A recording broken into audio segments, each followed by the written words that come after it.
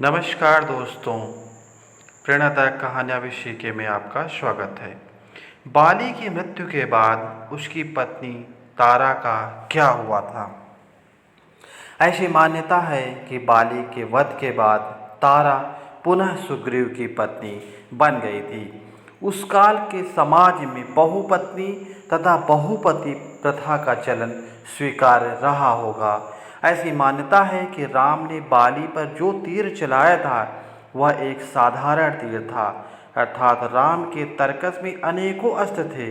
इसे पल भर में जीव तो क्या, पूरी की पूरी सभ्यता का विनाश हो सकता था, जैसे ब्रह्मास्त्र इत्यादि। लेकिन मर्यादा पुरुषोत्तम राम, क्योंकि विष्णु का अवतार थे और सर्वज्ञाता थे, उन्होंने एक साधारण तीर चलाया, क्योंकि बाली की तुरंत मृत्यु न हो और मरने से पहले उसे अपने प्रश्नों का उत्तर प्राप्त हो जाए, ताकि वह शांति से प्राण त्याग सके और मरने से पहले वह स्वजनों से भली भांति मिल सके।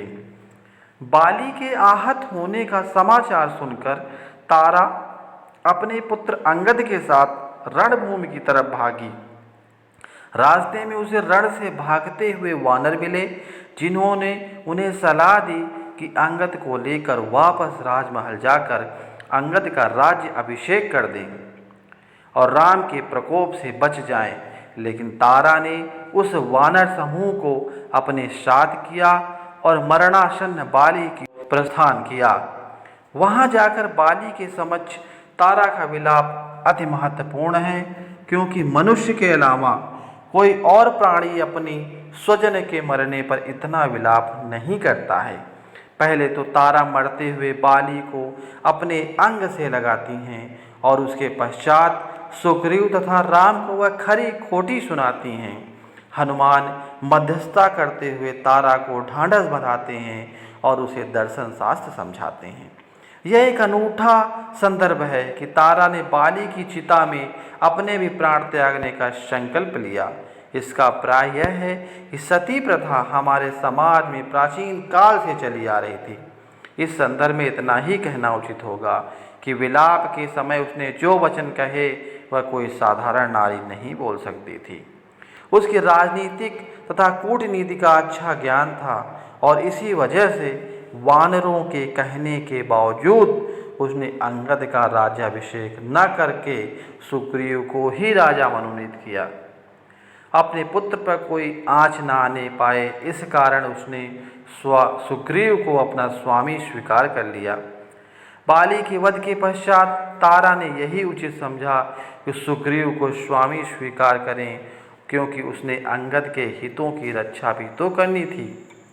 जब सुग्रीव राजविलास में तल्लीन हो गया और राम को सीता का ढूंढने का वचन भूल गया, तो राम ने लक्ष्मण को उसे वचन याद करने को भेजा। लक्ष्मण वैसे भी काफ़ी गुस्सैल थे। उन्होंने किष्किंधा की राजधानी पंपापुर में लगभग आक्रमण बोल दिया। सुग्रीव को अपनी गलती का एहसास हो गया, लेकिन लक्ष्मण का सामना करने की उसकी हिम्मत ना हुई। उसने तारा से आग्रह किया कि वह लक्ष्मण को शांत करा दें। तारा निवास से मधुबन की ओर निकली और लक्ष्मण को शांत किया।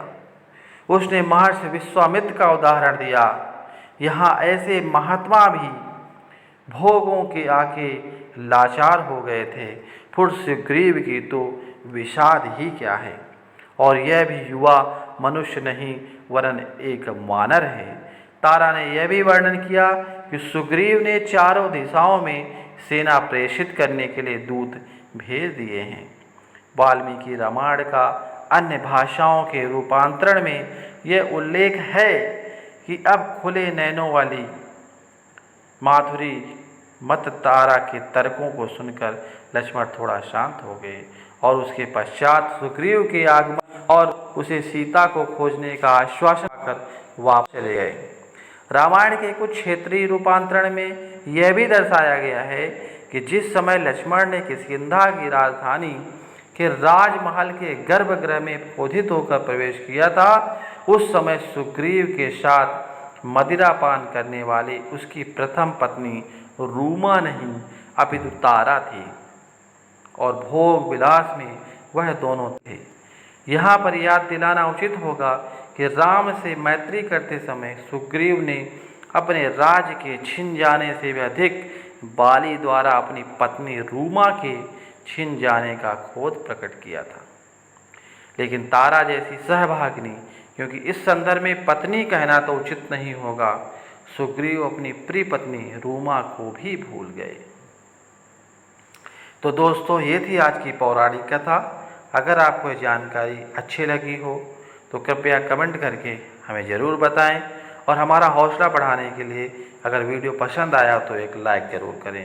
और ऐसे ही बहुत सारी कहानियों को सुनने के लिए हमारे चैनल प्रेरणादायक कहानियाँ भी सीखे को ज़रूर सब्सक्राइब कर लें। आपका बहुत बहुत धन्यवाद। राधे राधे।